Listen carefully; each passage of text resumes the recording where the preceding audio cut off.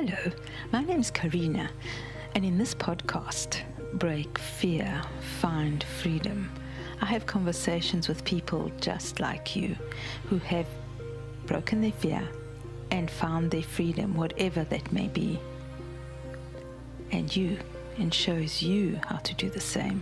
So sit back, relax, grab your coffee or your running shoes, whatever makes you happy, and let the fun begin. Oh, by the way, come take my hand and let's go. The door's opening now. Hello, everyone. Today is Break Fear, Find Freedom Day again, and our beautiful podcast with our very awesome Dino Miliotis.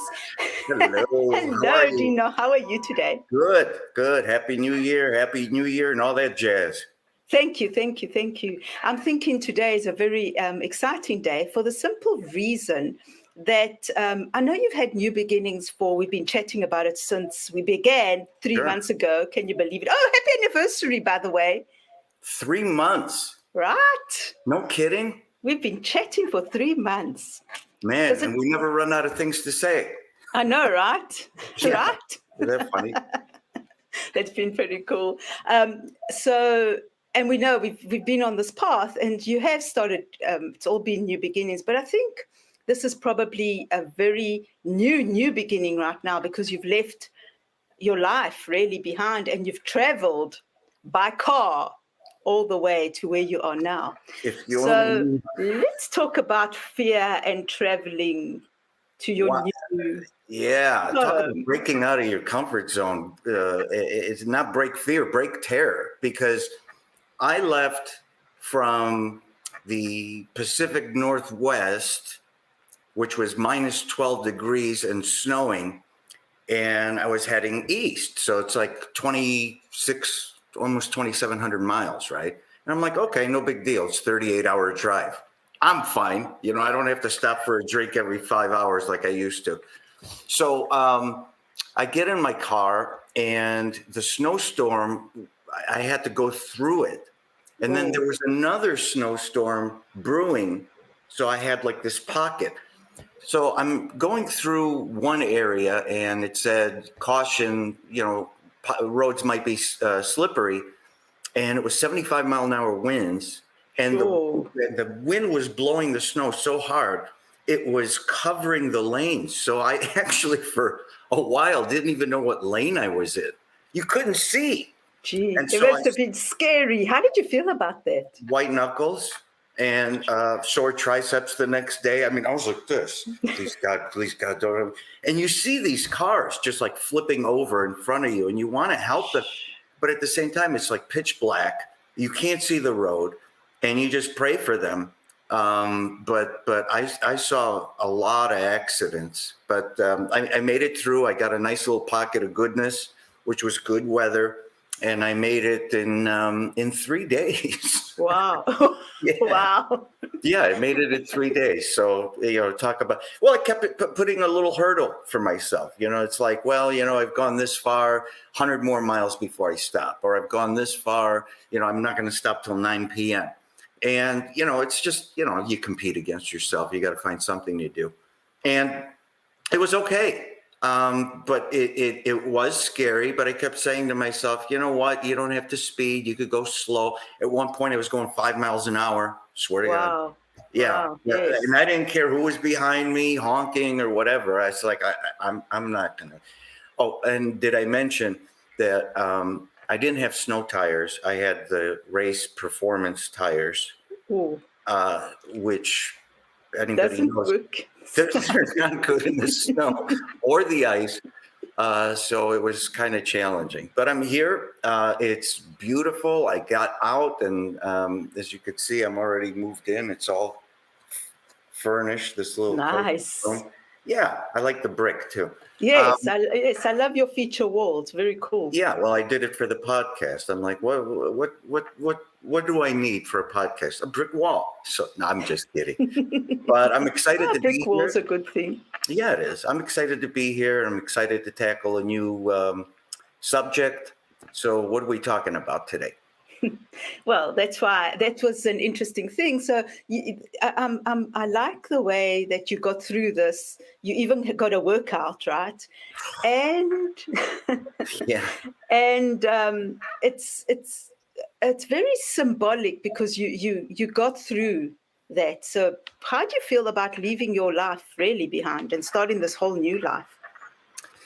No, well, I feel great about it. It's not my first rodeo, I will tell you, but it's probably one of the first times that I've tackled a stressful situation, one, sober, and two, after a huge anxiety attack, which, I guess sometimes happens, right? Yes. But Yes. I'm all about reinvention, and I'm all about, breaking your fears.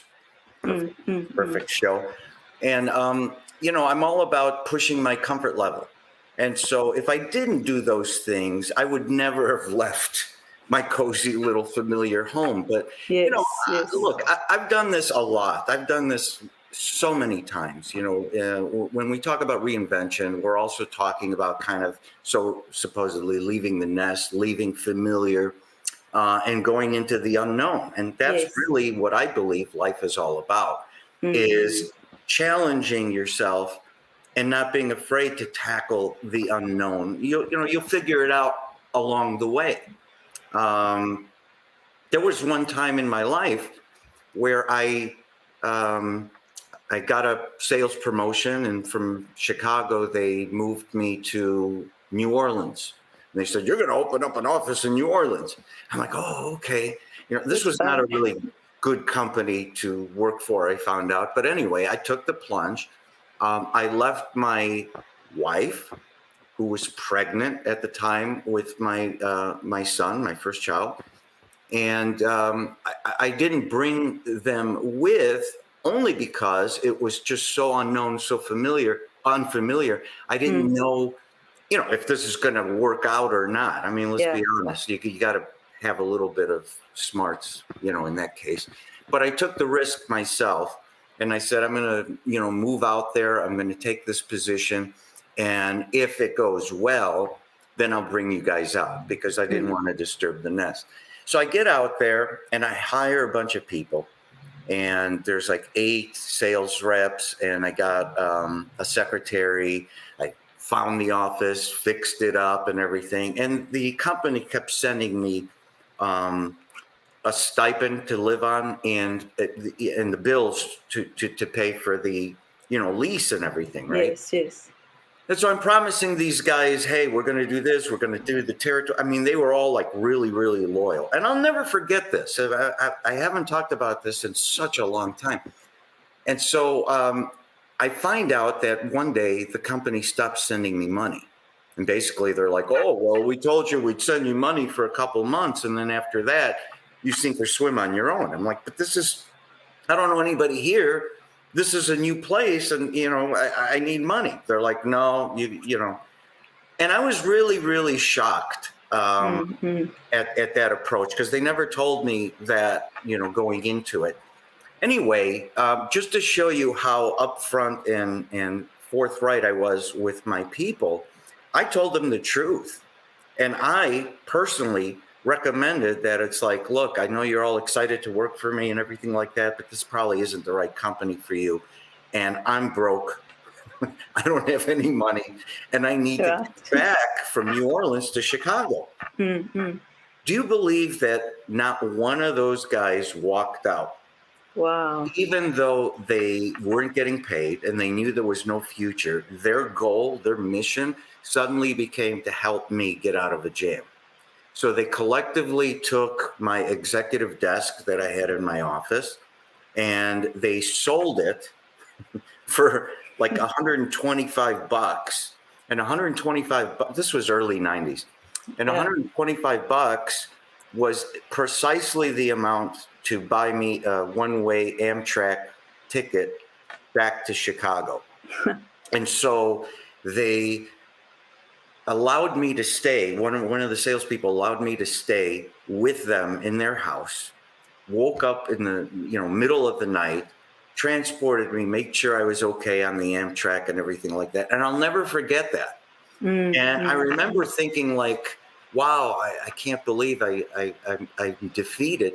But at the same time, I was like, you know what? I used my logic, So reinvention is very scary. And you want to talk about a time similar to me driving cross country. That was probably one of the times. Imagine being in a city with no money, no friends, no family. You don't know your way around. And you don't even have a vehicle. I think my wife and I shared a vehicle at the time, so I left it with her. So it was really terrifying for me. And here, out of the blue, just acts of kindness, random acts of kindness that you didn't expect. I'll never forget those people.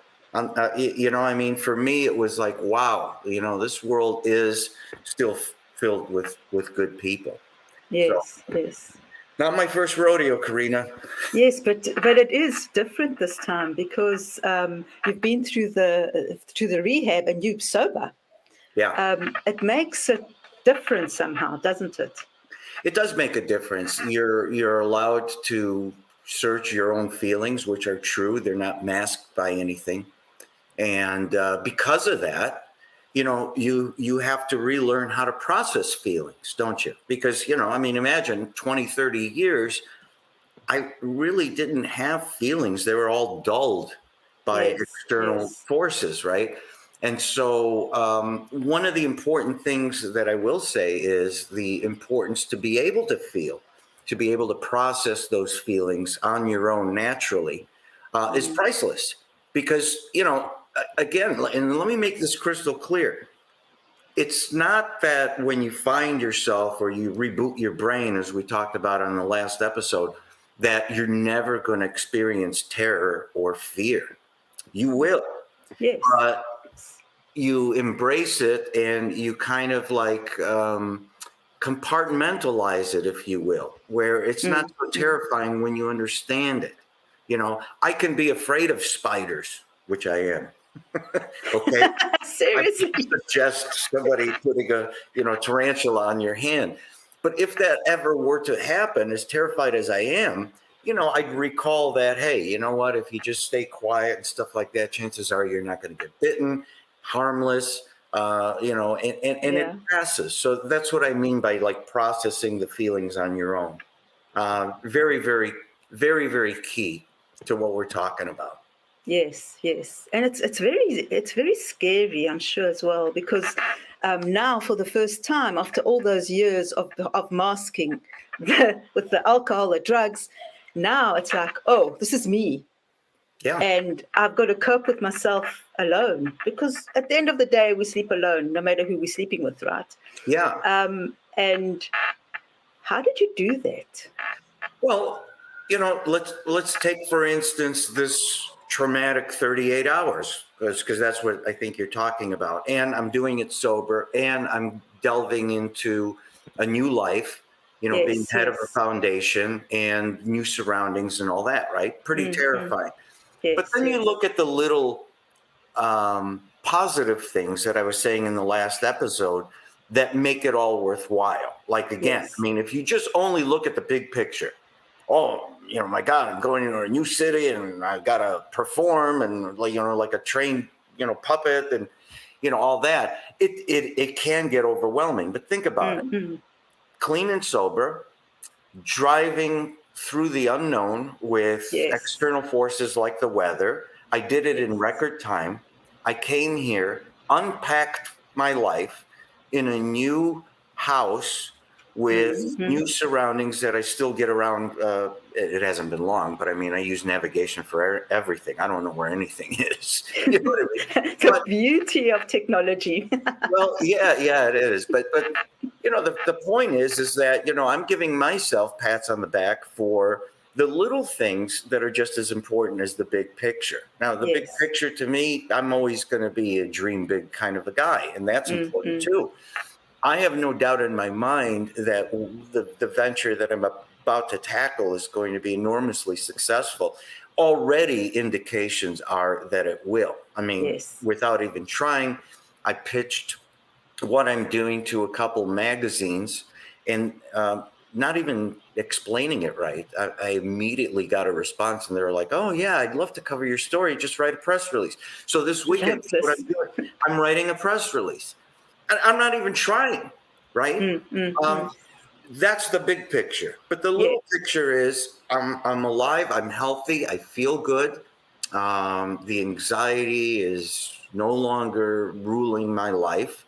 And again, for everybody who's just watching this for the first time, I had a severe anxiety attack probably about a month and a half ago, let's say. Probably. Where I was walking like this and I was just, terrified of just terror. I mean, it's just really hard to explain. And I don't really know why this came about, but it does happen. And the more people that I shared this with, the more I'm finding out that it does happen sometimes to, a lot of people, a lot more than you think. Yes. And so the goal would be, the advice that I would give is that, don't run away from something that you deem terrifying. Face it head on and give yourself spoonfuls of forward motion, and you'll get through it. If I'm driving, white knuckle driving in the snow, and I kept thinking to myself, well, this is how it's going to be the whole way there, I would probably stop on the side of the road and call 911 for help. But then logic sets in, and you're like, you know what, this is temporary. It's not going to snow all the way there, and you just got to tough it out and be safe and drive slowly, and you get through it. And next thing you know, minus 12, where I started out the trip at minus 12. It's insane. Yeah, you see 50, 60 degrees. You're like, yeah, all right. What ice? What snow? It's beautiful. So you have to always do that. So I always challenge myself with these little games. I always have. Yes. And it works for me, because for me, it's a win. And little wins are just as important as the big score, as they say. Right. And I love the idea of little challenges. For me, that's also the fun part. You can look outside and see that one's doing this and that one's doing that, and try and compare yourself to them. But you don't know the full story, especially on social media. Most of it is fake anyway. But you never know. And if you do that, it just kills your confidence. It just kills you internally.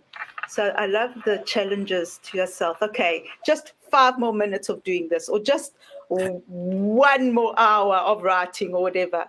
It's really beautiful. It is. And now, because you gave up. I'm sorry, I keep going back to this, but it's just you gave up your drugs, you gave up your alcohol. You've got this whole new life. You're looking good. You're feeling good. At any time while you were driving through, going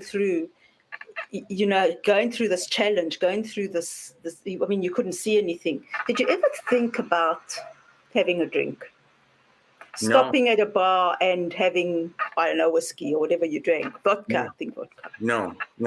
And to clarify, the panic attack, the anxiety attack I had wasn't in response for wanting alcohol. Okay. And that's what I thought initially. Yes. Why wouldn't you think that? I mean, all of a sudden you're getting these cravings that I haven't had for 500 days. And I'm like, what's going on?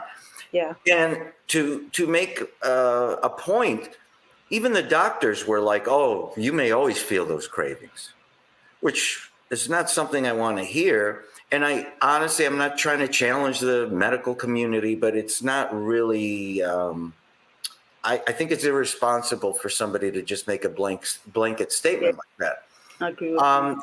Through soul searching and deep dives, like I have been preaching for a couple episodes, I was able to start realizing what the problem was. Now, I don't know what triggered, for a fact, this panic attack. I do know a lot of it had to do with isolation and being bored and going through a routine that I haven't been used to in 40 years. I mean, I've been always active, always my mind's percolating. I always interact with people. I get a really big charge out of,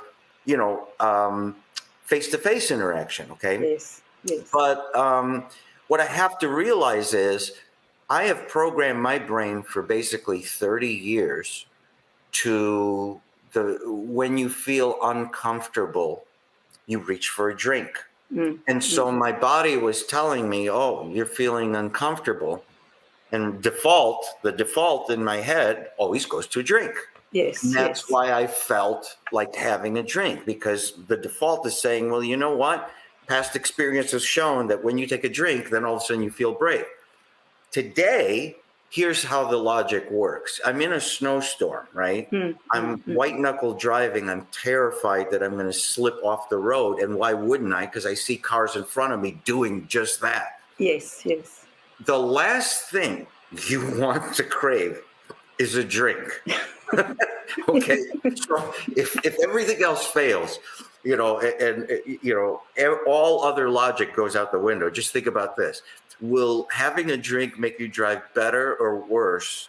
Just that should be a deterrent.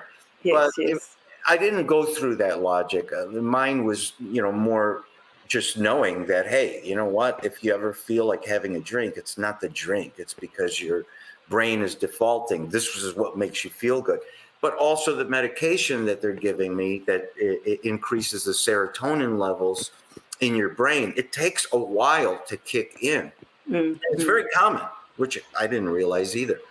But it's amazing. It's amazing the difference if you give it a chance. Where honestly, Carina, to answer your question, I didn't think once about having a drink. And I haven't since my panic attack. When I realized it wasn't really the drink I was craving, I wasn't worried about it at all. I love that. So I love the way you're working with yourself and you're working with your brain and you're seeing those, you're becoming mindful and you're actually doing the internal work, which is what people need. Because a lot of times addicts and people that have problems with alcohol or drugs or whatever it is, they're given medication, and we've spoken about this as well before, and it just puts band-aid onto the problem, and they don't dig deep. So I think there's something that needs to be really reiterated here, to say that that's the way we should be looking at alcohol and looking at abuse, alcohol or drug abuse or addiction. Absolutely. I mean, I knew even when I was in rehab that pills were not the answer. They're Band-Aids. But I also know in the larger picture of mental health, there are people who suffer from, bipolar, or there are some people that are anxious and things like that beyond, their control. Yes, but here's the thing with me. Yes, I was given anti-anxiety medication. Yes, it's the kind that is non-addictive, which was very important for me. Even when I was freaking out, it was very important that I had something that I wouldn't get hooked on. Because as an addict, it could be a pill, it could be drink, it could be anything, right? Right.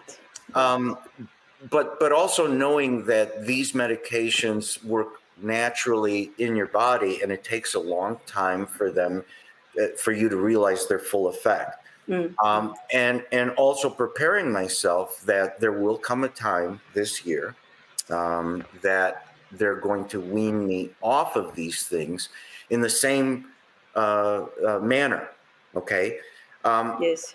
I was fully okay with being on medication the rest of my life if that's what made me feel good, and feel normal. But it turns out that this is just a temporary thing.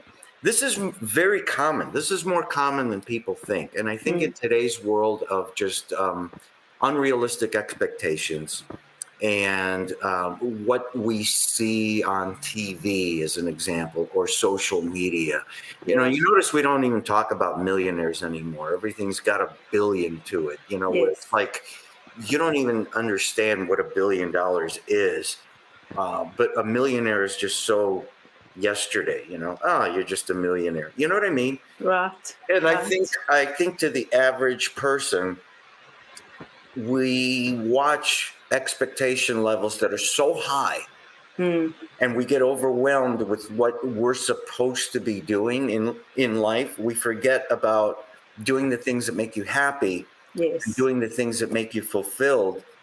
And I'll be the first to tell you, I've been driven by money for many, many, many years.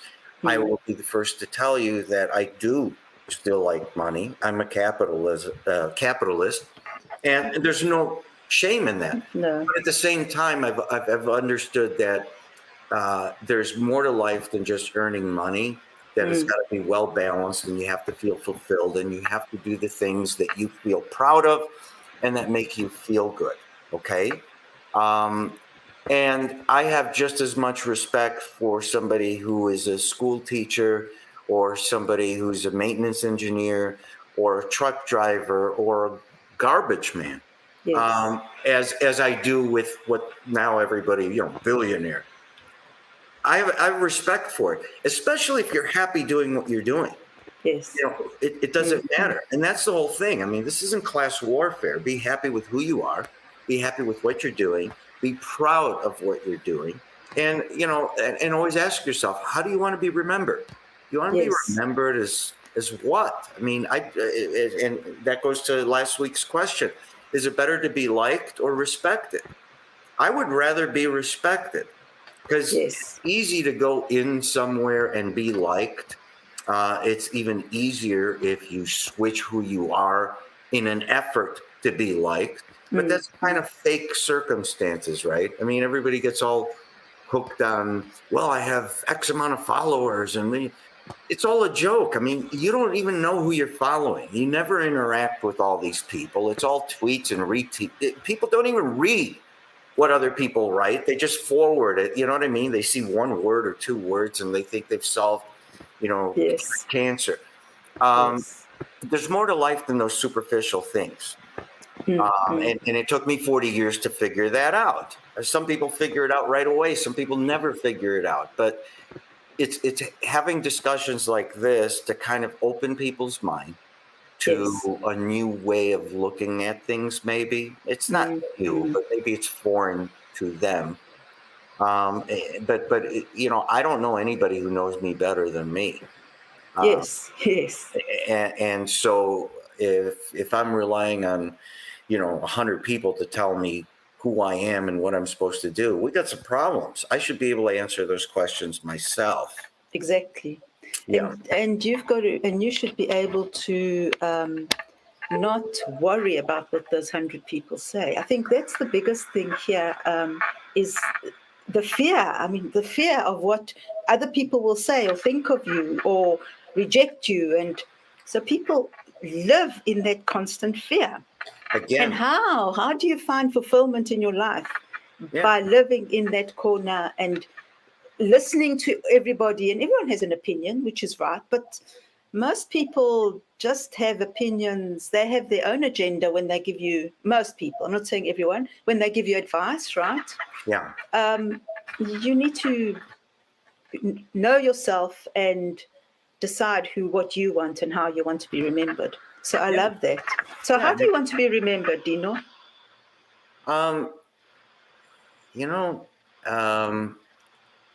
I'd like to be remembered as somebody who just, you can associate with never giving up, and somebody who in a small way helped change the world. I still believe like the best is still to come. Don't count me out, count me in, because all those 40 years, as far as the way I look at it, it was training for a marathon. I think the best is yet to come, and sometimes it takes years for all the pieces in your life to come together, where you just finally have a clear message. And that message, like we talked about last week, always changes. And you have to embrace the change.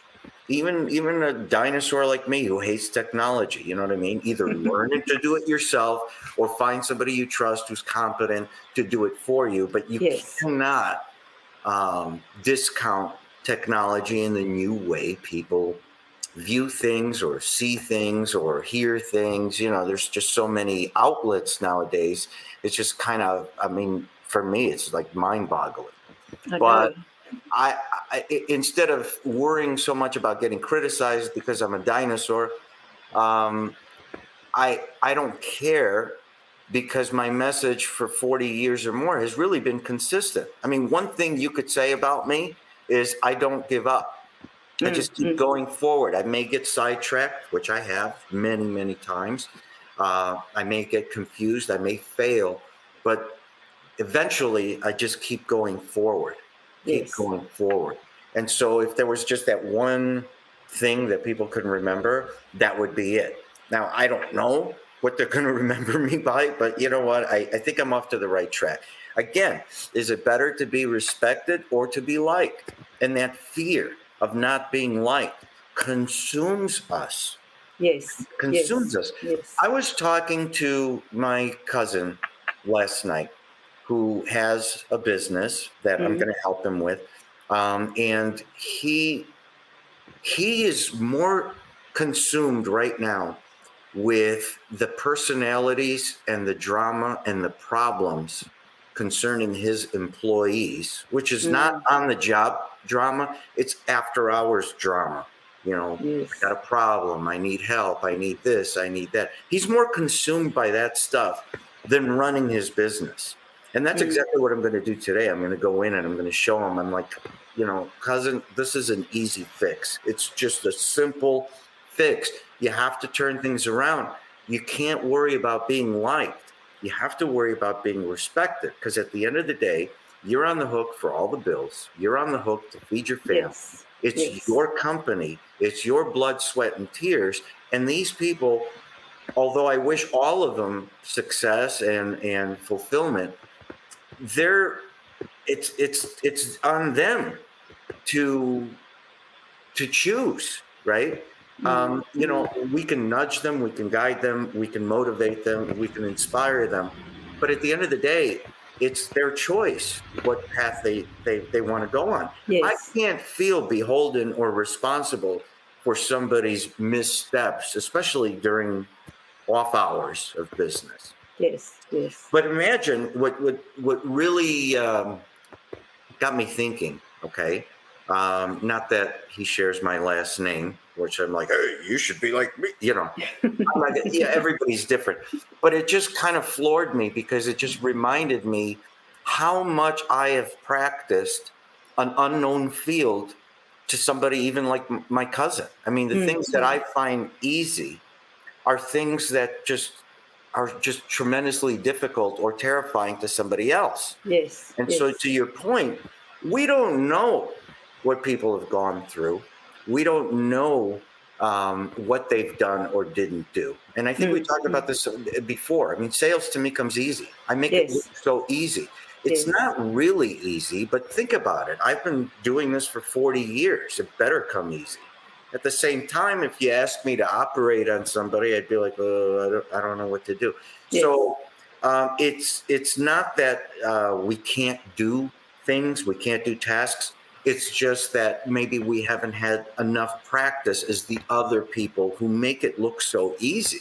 You don't know, right? No, you don't know. Yeah.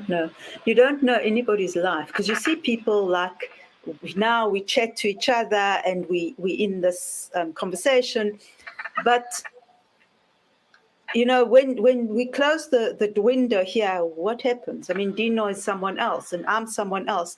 You don't know the life of a person or how they live. And people on social media, they show their best side.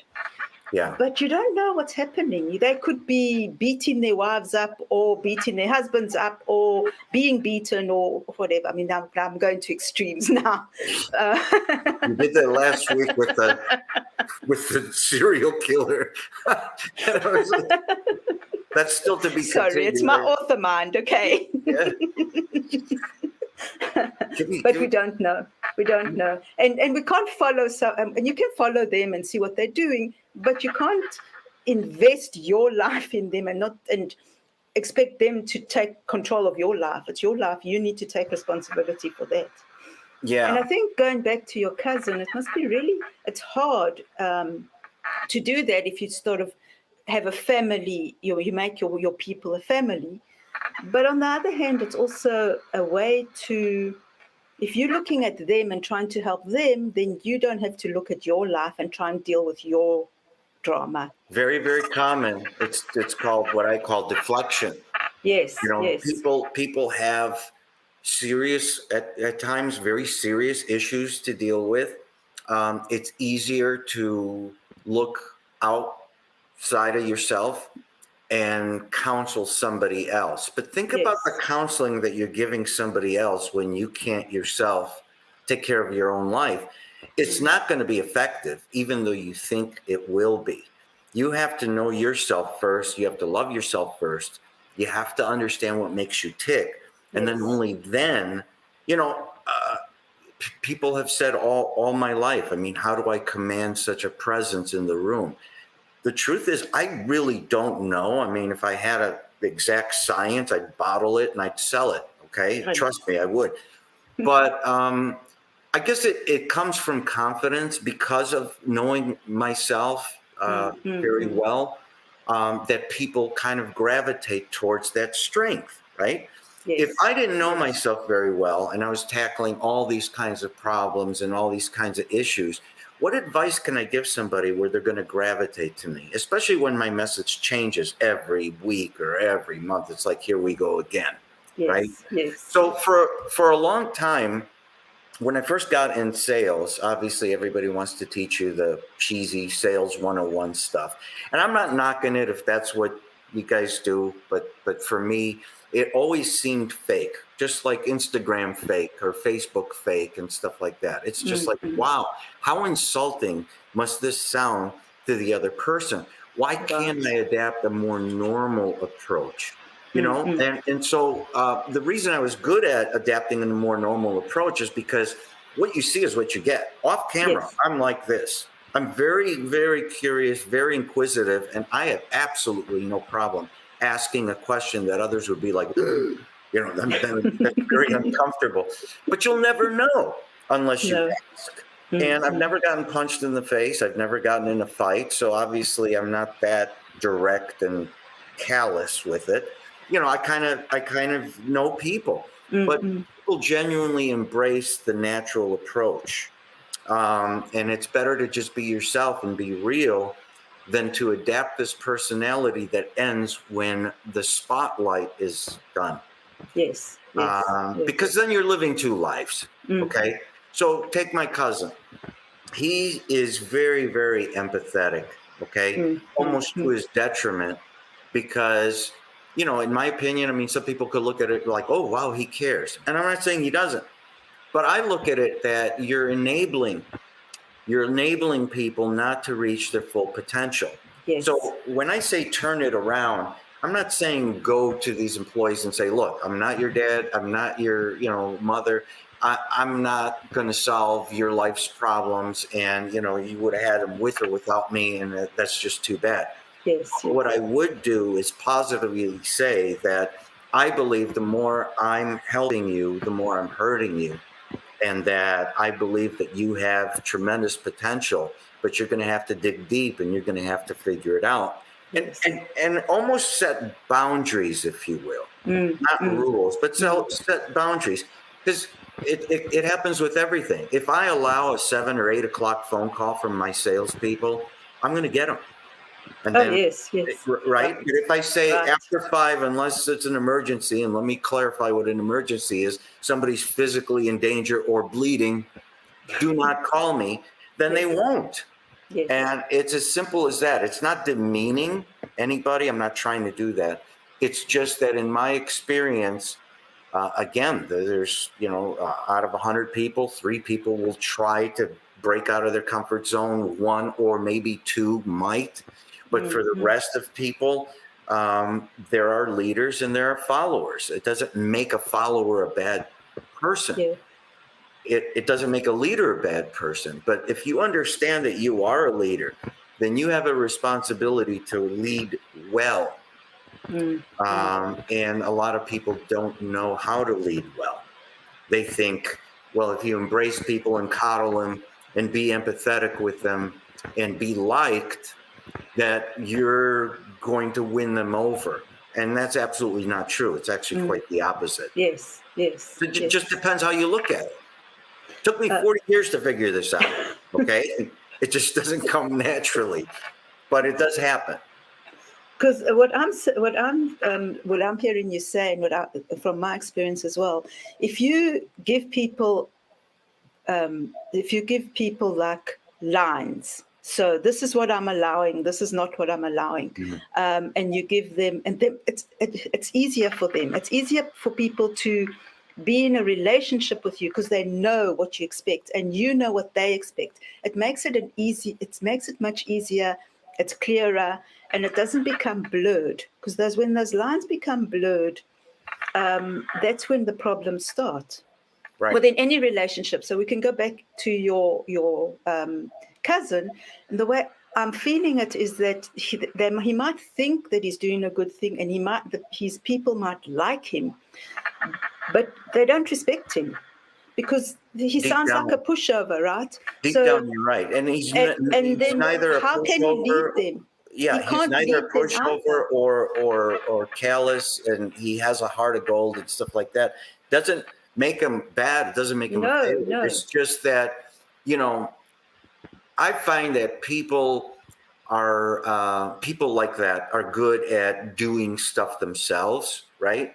Yes. But when you have people that you have to lead, a lot of times it's kind of challenging because it's almost like they're pulling you down. And so you'd rather kind of ignore it and focus on your goal like a salesman than focus on your responsibility as a leader. And that's why I always said, and this is the misnomer for a lot of companies out there, and they make this mistake. Your best salesperson is never always your best manager. Make no mistake. Yes. Okay? Because a salesperson who's great tends to be selfish and tends to be thinking only about their benefit and themselves, and not that they're doing anything bad or whatever. No. But I mean that it's sales. You sell, you make more money. Now you could look at it like I sell more and I help people. However you want to look at it, it's a selfish relationship that they have. That's what makes them good. But take them out of that setting and put them in a managerial role. You got somebody who's selfish, who's driven, who's motivated either by money, challenge, or helping others, right? And now you have to make them concerned about other people. It just doesn't really work that well. But people make this mistake all the time. They're like, wow, you know what? This guy's such a great salesperson, they'd be a manager. Typically, it's your steady salesperson who's not the lowest in ranking, not the highest in ranking, but usually kind of middle of the road, but the one that has logic and the one that's kind of sure-footed and is always reliable and stuff like that. That's the person that makes the best manager, in my opinion. I just always recognize that, here's the other question that I asked last week. Is it better to own or control? There's no right or wrong answer on this. I know Michael answered us last week. He said it's better to own. I say it's better to control for me. Okay. And the reason being is because I know who I am. I'm not a 9-to-5 guy. I'm not a manager. I'm not a guy who's going to want to open up a company, have brick and mortar, and worry about the most mundane things like accounting and this and that. I'm a guy who comes in like a tornado, changes things as we know it, takes this thing like a projectile that goes way sky high, and knowing when to jump off and let somebody else take it and run with it, or it just goes down in a ball of flames, which has happened too. Okay. But it's basically that everything that I have done personally has adapted my personality. I am the show. It's not the product or the service. It's me. So imagine me walking away, the product or service goes down. Not everybody does that. You know what I mean? I mean, Tesla, with or without Elon Musk, is still a Tesla, right? But a company that Dino built, where Dino is the main attraction and Dino is the feature of everything in his world, if Dino walks away, it's almost like they looked at Steve Jobs. Oh, what's going to happen now that Steve Jobs is gone, Apple? Well, they turned out to be doing just very well because he had an infrastructure. It was unfortunate his early passing, but the point is, I mean, he took it as far as he could go. And without Steve Jobs, yesterday, Apple was valuated at $3 trillion. That's it's insane. You have no concept of, I mean, seriously, that's a lot of zeros. So for me, it was always better to control. So, in a case of me motivating and guiding people, I would be the person who would come in like lightning, and I would inspire the dead, if you will. I mean, I would motivate them and whatever. And then I just step out. So you always see production go up, you know what I mean? And I knew that my presence, my sheer presence alone, randomly was effective. But to sit and be a manager morning, noon, and night, for me and what I do and how I do it, kind of takes away the mystery of who I am. I mean, and you know what? I mean, that takes some deep dives and soul searching to understand who you are. Yes. I'm very comfortable with who I am. And I'll never be a 9-to-5 person. That doesn't make me bad or good, but I know what makes me tick, and I know what I like to do. Never mind the phone. I'm not going to get it right now. Sorry. Let it ring. Okay, well, that's interesting. Now I want to go back to control. So when you say control, I'm thinking of someone that's controlling, right? So someone that wants everything to be done their way or the highway, like an authoritarian. I mean, I know that's not what you're saying, but an authoritarian person that's going like, this is the way to do it, and it's either that way or go away. Is that how you see it? Wow, okay. Now the serial killer thing, we'll take care of today. But this was a good one. Okay, so yes and no is the best response that I could give you, and just kind of hear me out. So anything that I've done, and anybody that's ever worked for me, and notice I say worked for me or worked with me. I never say worked under me. I always structured the compensation to be performance-based, okay? But performance-based where the higher they go, the more money I make. It's not stepping over somebody to get to the top. So I'm encouraging people to go as high as they want to go. Yes. But like all great strategists and all leaders, I have a single laser-focused, big dream vision. Yes. Okay.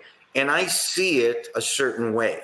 And like I said, I mean, if I take something to a certain level and I realize that I've peaked, I've taken it as high as I can go, I'm the first person that would step aside and say, I'm sure somebody else with their infrastructure can make it go higher.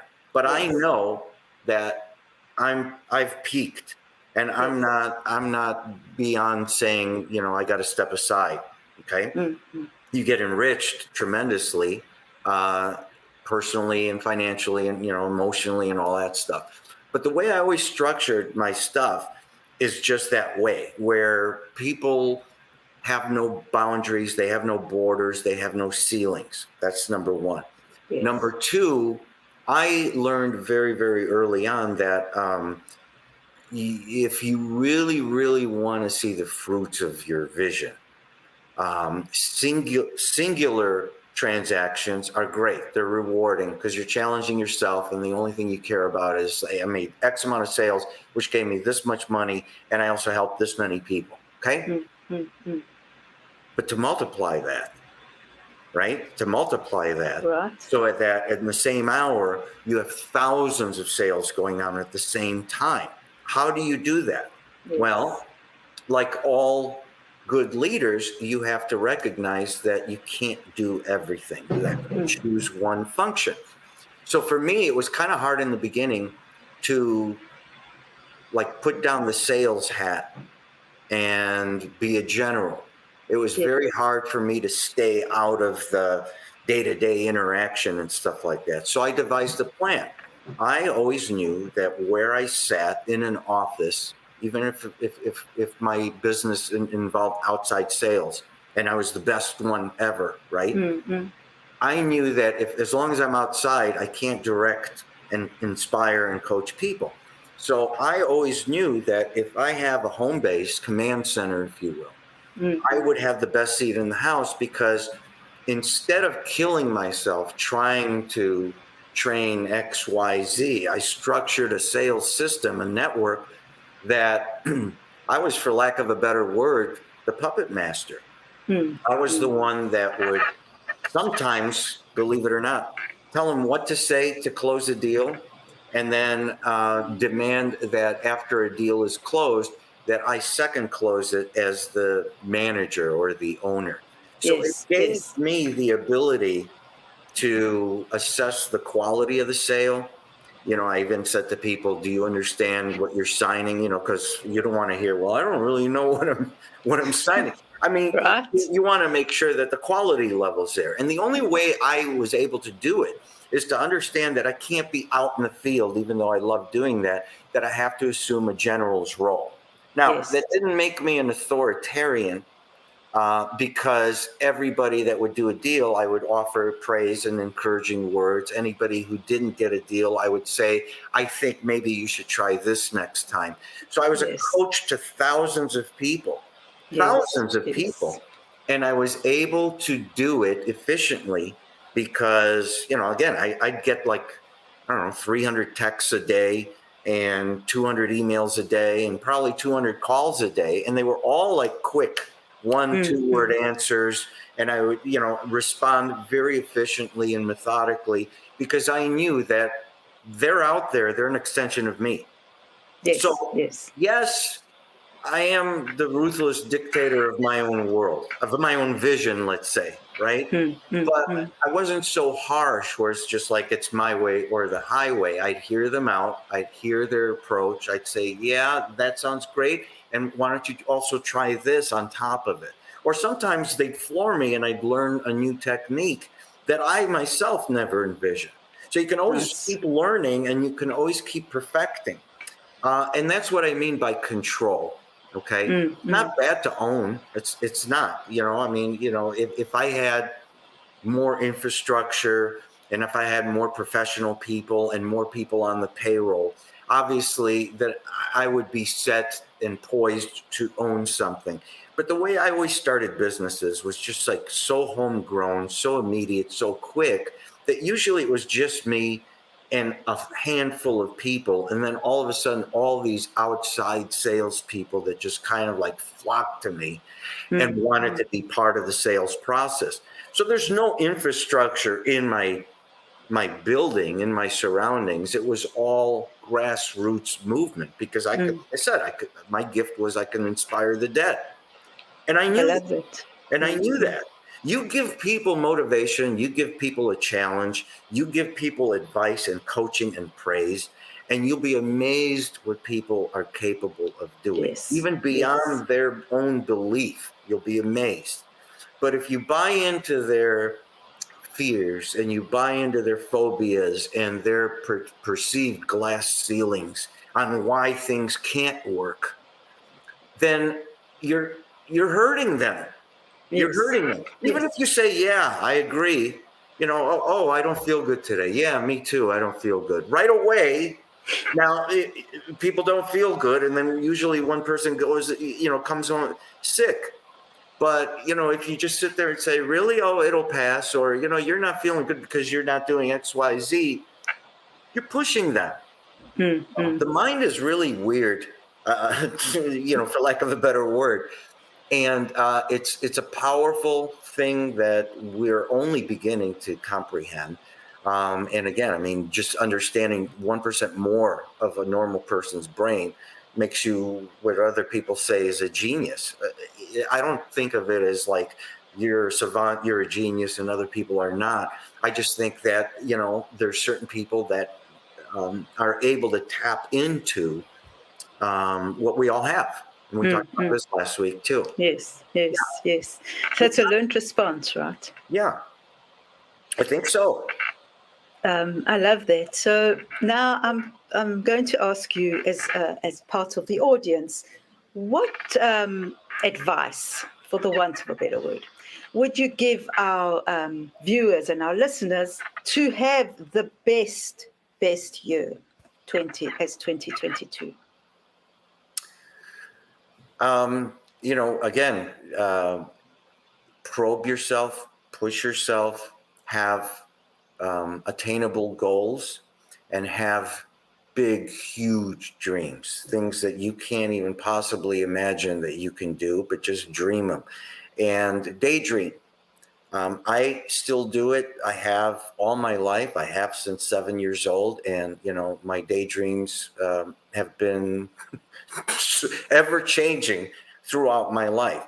But I guess the important thing to stress is believing that you're capable of incredible things is probably the best way to explain it. It's not like, my dream, because I used to say this, I want to be a doctor, I want to be a psychiatrist. Yeah, that's a big dream, but believing that you deserve and are capable of incredible things is probably a more appropriate thing. Because this is the sales one that I hate, but it's still in my head. They would always say a bumblebee doesn't know that its body is too big for to fly. Right. Yes. And as cheesy as it sounds, it is true. If I was like, well, I'm short for normal height, and I'm at a disadvantage because I'm Greek, and I'm at a disadvantage because I'm this or I'm that. You start believing that, and then all of a sudden you can't do things. If you just open up your mind to a world of possibilities. Look, opportunities come every single day. Every second of every day, there's a crossroad in everybody's life. And the choice they make at that time leads you to a whole new infinite kind of outcome and possibilities. Right. The thing is just to be open to the fact that there are infinite choices. And for all the people out there that are like, well, you know what, you got to be at the right place at the right time, and there's luck and this and that. To answer all of you, the answer is yes. But it's not just me that's in the right place at the right time. Everybody is every second of every day. But it's the choices you select. You ever wonder, like, if I did this instead of this, then maybe this would happen. And if that happened, then this would happen. And if that happened, but you don't know, because most people are just kind of stuck in their comfort zone. And they're like, well, today's like yesterday, which is like the other day. Yeah. I always have lunch at 12 and I always go, wake up at 8, And so if you're going to live that kind of life, chances are you're always going to cross the same familiars. But if you woke up at 7 instead of 8, and you had lunch at 11 instead of 12, who would you meet? Who would you come in contact with? What would you see? And sometimes that's all it takes. Trust me, it keeps happening to me. It can't be I'm the luckiest guy in the world. It's with everybody. Yes, well, that's brilliant advice. So that's something exciting a small challenge. So what time are you having lunch today, Dino? Hell, I don't know. Probably today about 2, maybe. I don't know. That was a random question. What I'm saying is change it. So listen to your body and make the right choices. I think that's probably one of the best advice for this year. And one more thing I want to ask you. So what are you going to do today with your cousin? Okay, I'm not asking for details. I'm just saying, like, you're going in and you're changing everything, right? You're going in, but what are you going to tell him? How are you going to do this? Because it's quite a sticky situation. Not really. Today I'm going to go in and just be kind of an observer. There's training going on, so all the employees are going to be there. And I'm just going to observe. And I hope people are like, well, what's he doing? Why is he writing notes?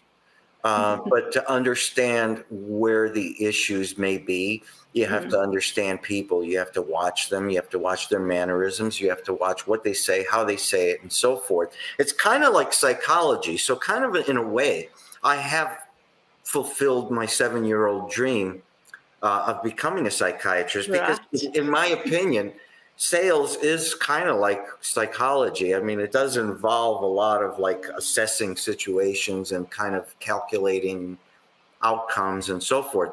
Yes. But I think today it's going to be an observation day. And I think that as time goes on, and it's not going to take a long time, I make a presence in a room.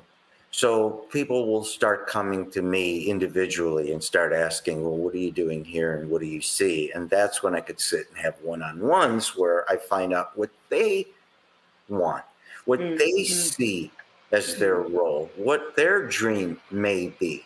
And only then can I almost like tailor make everybody's situation to fit them, right? Because if you inspire somebody and tailor make it for them, it's priceless. Yes. This isn't a joke. This isn't like a sales technique or I'm lying. No. This is just understanding people. My dreams are not somebody else's dreams, and that's okay. Yes.